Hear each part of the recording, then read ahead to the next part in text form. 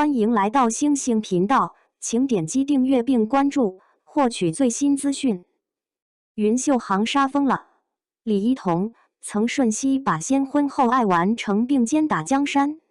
先婚后爱能不能玩点新花样？这句话是很多观众在点开一部挂着先婚后爱标签的古装剧时，心里最真实的 OS。不是讨厌这个设定，而是腻了那些从第一天就开始意外摔倒抱一起的套路，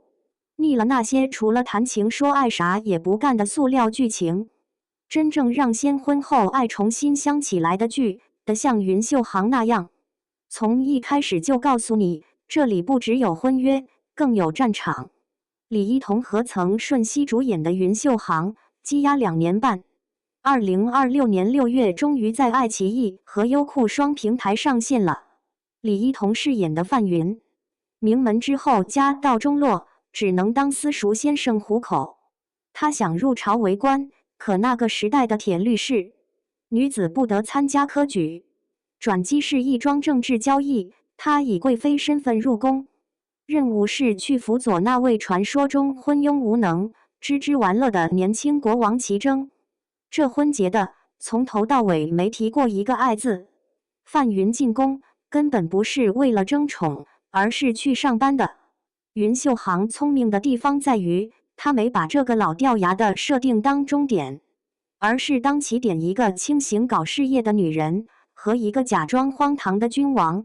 如何在政治联姻的框架里，从互相利用的棋子变成目标一致的革命战友。这种处理方式恰好踩中了2026年古装剧市场最敏感的那根神经。观众早就不吃工业糖精那一套了，套路进化史，从狗血制造机到叙事发动机。先婚后爱这个套路，在古装剧里的演化轨迹，像极了观众审美的晴雨表。最初那一批主打的是狗血虐恋，身份落差是标配，家族恩怨是底色，强取豪夺是日常。男女主角必须从一开始就势同水火，然后在极端对抗中，靠着一连串的误会和巧合，硬生生挤出一点爱情的苗头。观众看的是什么？是强烈的情感波动，是那种全世界都反对但我偏要爱你的救赎快感。但看多了就会发现，人物动机单薄的像个纸片，关系的推进全靠编剧的金手指。后来市场发现大家好像更爱甜的，于是工业糖精流水线轰轰烈烈地开工了。合约婚姻成了万能公式，弱化一切外部冲突。剧情就是变着花样展示同居生活的暧昧瞬间，意外撒糖。模式化到什么程度？观众甚至能预判下一集哪个时间点会出现壁咚或者摔倒接吻。佳偶天成之所以能在2026年杀出重围，恰恰是因为他反着来，让战场上摸爬滚打过来的糙女将军沈清河和极为精致讲究的权谋王爷顾燕婷被迫成婚。这两人原本属于不同政治阵营，还都把对方视作夺权道路上的绊脚石，观众立刻来了精神。谁会去看那种甜腻腻的工业糖精？想要的就是这种彼此互相较劲的拉扯感。这种势均力敌的设定，跳脱了传统古偶套路，将情感推进建立在人物成长与局势推演之上。当古偶剧普遍困于发糖误会和解三板斧时，韶华若锦这样的剧尝试用智性博弈重构情感张力。男女主的每次对视都暗藏讥讽，看似平淡的茶盏交锋实则暗有谋略过招。这标志着先婚后爱进入了第3个阶段，深度绑定的整合创新期。婚姻关系不再是一个封闭的情感容器，而是与明确的事业线、权谋线、社会议题深度捆绑的开放场域。感情本身不再是叙事的唯一目的，它变成了推动主线剧情、完成人物弧光、深化主题思想的关键变量。进化本质是从情感目的到叙事工具与价值载体的转变。云秀行的解题思路当婚姻成为改革事业的战略指挥部，云秀行为这个古老套路注入的新鲜血液，首先在于彻底革新了背景设定。范云与齐征的婚姻起点就不是家族后宅的家长里短，而是直接抛到了朝堂改革与权力斗争的暴风眼中心。这是一场赤裸裸的政治联姻。萧太师用一笔重金和一个贵妃虚衔换范云入宫去辅佐齐征，而范云答应的唯一理由是这是他接近权力中心、实现政治抱负的唯一机会。婚姻的起点就成了对双方政治智慧、人格底线和真实意图的终极试探场。再看关系动力学的重构，传统模式的核心是征服与吸引，靠的是颜值、才华或者莫名其妙的命运牵引。云秀行玩的是信任与共建，两人关系的每一个关键转折点都绑死在具体的事件上。江南水患，赈灾银两被层层贪没，范云查出账目猫腻，竟敢抱着证据直接闯上朝堂，当着文武百官的面把黑幕撕了个粉碎。这份胆识和魄力震动了那个假装荒唐的齐征，而齐征表面沉溺声色，实则是在等待流亡的兄长归来，自己好卸下重担。范云的出现像一束强光，照进了他伪装的世界。两人从最初的互相猜忌、利用，迅速转变为目标一致的革命战友。他们联手干的最轰动的一件事，就是顶着满朝保守派的滔天反对，硬生生推动颁布了允许女子参加科举的新法令。法令颁布那天，范云自己第一个报名，最终以探花及第，成了彩云国历史上第一位女进士。在这里，感情成为了事业的催化剂，婚姻联盟具体的转化为了政治资源整合，危机共同应对，理想彼此支撑的实体力量。范云要实现女子参政的理想，需要齐征作为君王的权力背书；齐征要推行改革，稳固朝局，需要范云这样锐意进取、能力超群的实干派作为臂膀和智囊。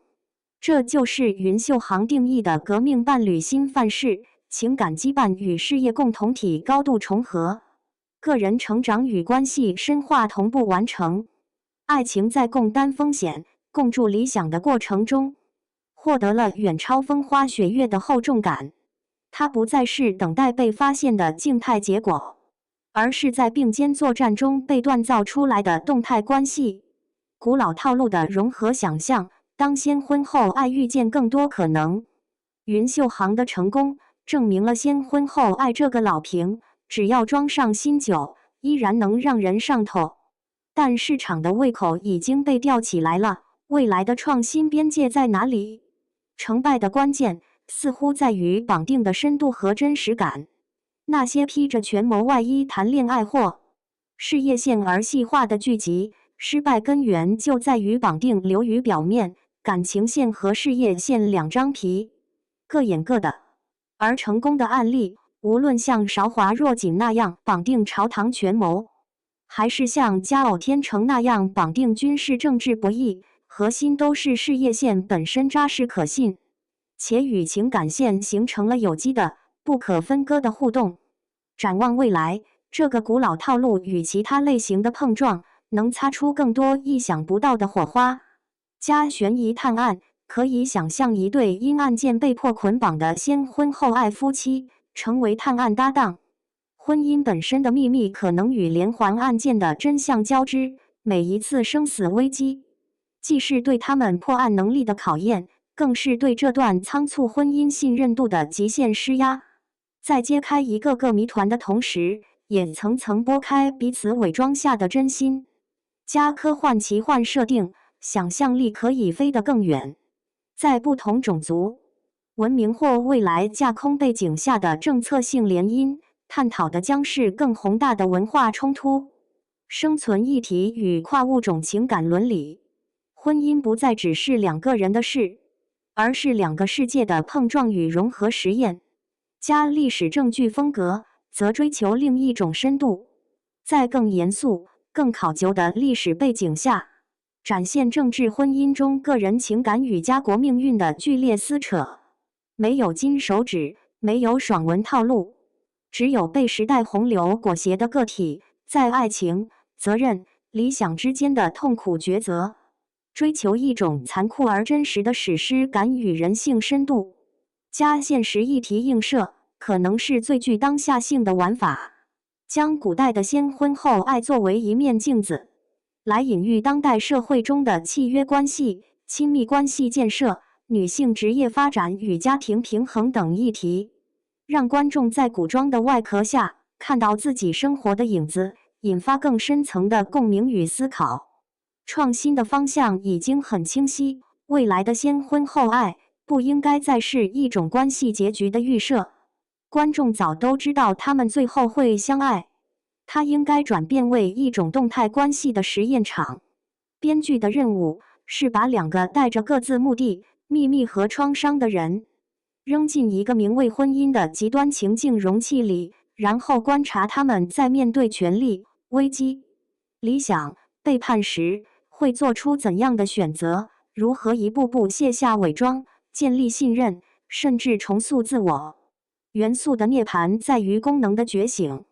说到底，先婚后爱这个套路本身从未过时，过时的是它曾经承载的那些单薄功能。它从最初满足观众对强烈戏剧冲突的需求，进化到提供稳定甜宠体验的情感代餐，